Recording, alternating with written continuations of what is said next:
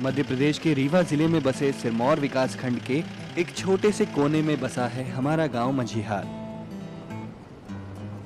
अगर आप हमारे गांव की तरफ जाएं तो आपको वैसे तो कुछ नया देखने को नहीं मिलेगा। वही उबड़ खाबड़ सड़कें, टेढ़े मेढ़े रास्ते, आसपास पीछे की ओर भागते छोटे छोटे घर और खेत। हालांकि हमारे गांव पहुंचना इतना भी मुश्किल नहीं है और उसकी वजह आपको गांव पहुंचने के बाद ही समझ आ जाएगी। और सच मानिए तो वजह इतनी दमदार है कि खास तौर पर गांव के मर्द बस उसे देखते ही रह जाते हैं, जैसे उस खास बुधवार को मैं भी देखता रह गया।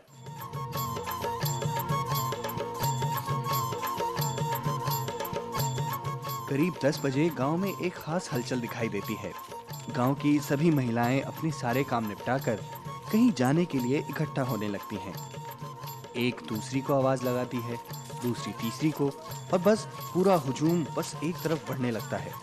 बड़ा मजेदार नजारा होता है।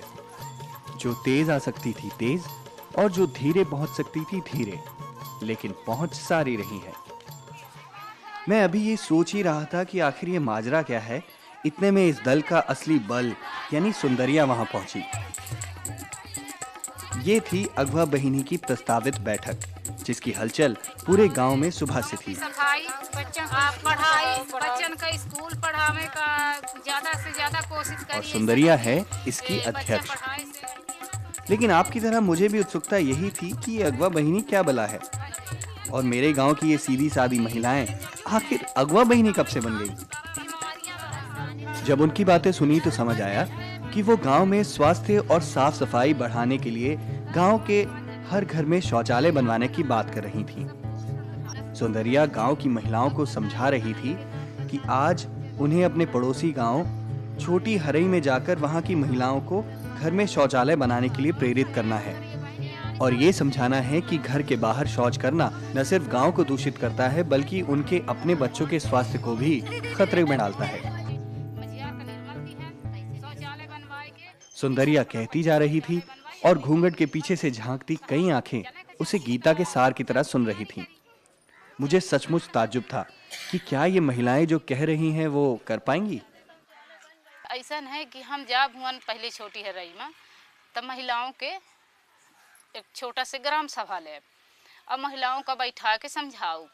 तो जब महिलाओं समझी हैं बात का कि बहनी हरा शौचालय घर में बनवाई जो कि साफ सुथरा रही तो ये बीमारी ये जौन ये जितना होत है तना होई, बीमारी से बचब तपना के बीमारी से बचब तो पैसा बची, यदि बीमारी होई तो पैसा न बची जौन 2 पैसा कमाई थे। तो ऐसा करी कि सबको बहनी हरा शौचालय बनवाई, अब बहू बेटी के जौन ही तलाज बचाई।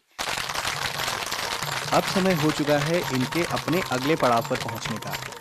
सुंदरिया की एक पुकार पर पूरा दल एक साथ खड़ा हो गया और निकल पड़े सब एक स्वर में। हर गंगा हर गोपाल हरि को भजन सुनो 2-4, हर गंगे हर गोपाल हरि को भजन सुनो 2-4।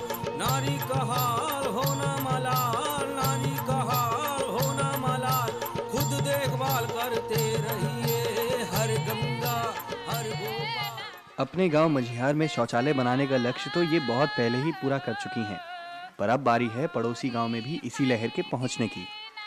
सभी महिलाएं एक स्वर लहरी पर आवाज मिलाती चल पड़ी। ये गीत भी इन्होंने खुद ही बनाए हैं, जो सुनने वालों को उत्साहित करने का स्रोत बन जाते हैं। आज से कुछ साल पहले जब पंचायत के सहयोग से डिस्ट्रिक्ट पॉवर्टी इनिशिएटिव प्रोजेक्ट्स के तहत इन महिलाओं ने स्वरोजगारों में एकजुट होकर काम करना शुरू किया था, तब शायद ही सरपंच ने सोचा हो कि यही एका आज अगवा बहनों के एक आंदोलन का रूप ले लेगा। वो नर समान पाएगी मान, वो नर समान पाएगी मान, ना कन्यादान इसको कहिए।